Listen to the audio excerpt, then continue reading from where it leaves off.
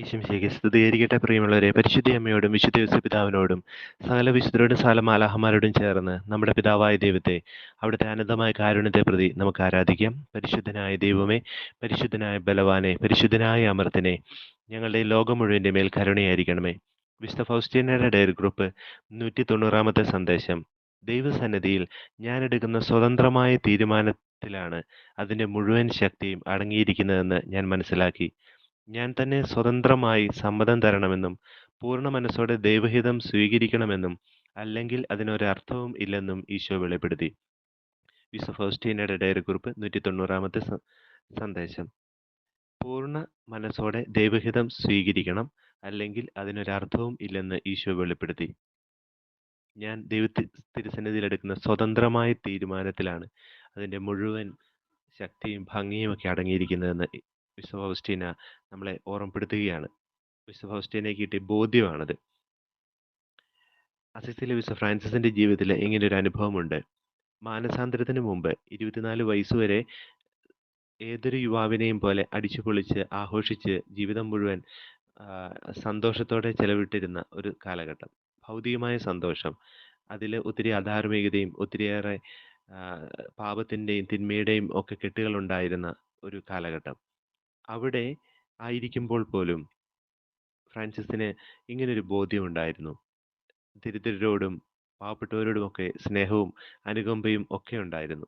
എന്നിരുന്നാലും ഫ്രാൻസിസിന്റെ ജീവിതത്തിൽ ആ കാലഘട്ടത്തെക്കുറിച്ച് അദ്ദേഹം പറയുന്നത് ഇങ്ങനെയാണ്: കുഷ്ഠരോഗികളെ കാണുക എന്നത് അദ്ദേഹത്തിന് അറപ്പും വെറുപ്പുമായിരുന്നു. അത് കയ്പേറിയ ഒരു അനുഭവമായിരുന്നു.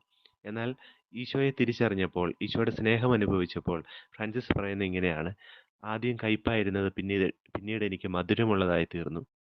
പിന്നീട് ഒരിക്കൽ കുഷ്ഠരോഗിയെ കാണുമ്പോൾ ഓടിച്ചെന്ന് അദ്ദേഹത്തിന്റെ മുറിവുകളിൽ ചുംബിക്കുന്ന അസിസിയിലെ ഫ്രാൻസിസ് പിന്നെ കാണുന്നത് ക്രിസ്തുവിനെയാണ്.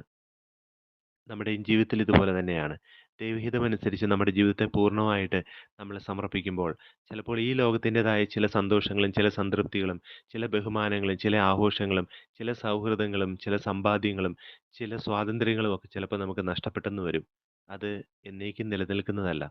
ഈശോ പറയുന്നുണ്ട്, ഞാൻ നൽകുന്ന സമാധാനം ആർക്കും നിങ്ങൾ എടുത്തു മാറ്റാൻ സാധിക്കില്ല. അങ്ങനെയെങ്കിൽ ദൈവത്തിന്റെ പദ്ധതി അനുസരിച്ച് ദൈവഹിതത്തിന് ആമേൻ പറഞ്ഞ് മുന്നോട്ട് പോകുന്ന ഒരു വ്യക്തി ഈശോ നൽകുന്ന സമാധാനം ആസ്വദിക്കും.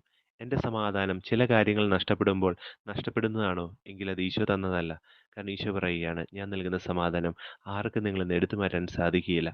എൻ്റെ സന്തോഷം, ഈ ലോകത്തിൻ്റെ സന്തോഷം ഒത്തിരിയേറെ ഞാൻ ആസ്വദിക്കുമ്പോഴും എവിടെയൊക്കെ ഒരു ശൂന്യത എനിക്ക് അനുഭവപ്പെടുന്നുണ്ടോ? ഈശോ പറയുന്നത്, ഞാൻ വന്നിരിക്കുന്നത് നിങ്ങൾക്ക് സന്തോഷം ഉണ്ടാകാനും അത് സമൃദ്ധമായിട്ടുണ്ടാകാനും പൂർണ്ണമായിട്ടുണ്ടാകുന്നതിനൊക്കെ വേണ്ടിയിട്ടാണ്.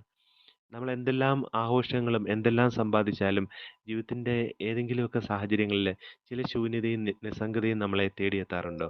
എങ്കിൽ ഈശോ പറയുകയാണ്, ഞാൻ വന്നിരിക്കുന്നത് നിങ്ങൾക്ക് ജീവനുണ്ടാകാനും അത് സമൃദ്ധമായി ഉണ്ടാകുന്നതിനും വേണ്ടിയിട്ടാണ്. നമുക്ക് ആത്മാർത്ഥതയോടെ ഈശോയോട് പറയാം, ഈശോയെ, നീയാണ് എന്നെ രൂപപ്പെടുത്തിയത്, എൻ്റെ അന്തരംഗത്തെ രൂപപ്പെടുത്തിയത്. എൻ്റെ ജീവിതം പൂർണ്ണമായിട്ടും നിന്നിലാണ് വിലയം പ്രാപിക്കേണ്ടത്. നിന്നെക്കൊണ്ട് മാത്രമേ അത് സംതൃപ്തമാകുകയുള്ളൂ. അതുകൊണ്ട് എനിക്ക് ഇത്ര മാത്രമേ പറയാനുള്ളൂ. എൻ്റെ തകർച്ചകൾ എന്തൊക്കെയാണെങ്കിലും ഞാൻ നിന്നോട് പറയുന്നു, ഞാൻ അങ്ങയിൽ ശരണപ്പെടുന്നു. നിന്റെ തിരുഹിതം എന്നിൽ നിറവേറട്ടെ. പരിശുദ്ധ അമ്മയെപ്പോലെ ആമേൻ പറയാനുള്ള കൃപ തരണമേ. നമ്മുടെ കർത്താവ് യേശു മിശിഹായുടെ കൃപയും പിതാവായ ദൈവത്തിൻ്റെ സ്നേഹവും പരിശുദ്ധാത്മാവിൻ്റെ സഹവാസവും നമ്മെല്ലാവരോടും കൂടെ ഉണ്ടായിരിക്കട്ടെ, ഇപ്പോഴും എപ്പോഴും എന്നേക്കും.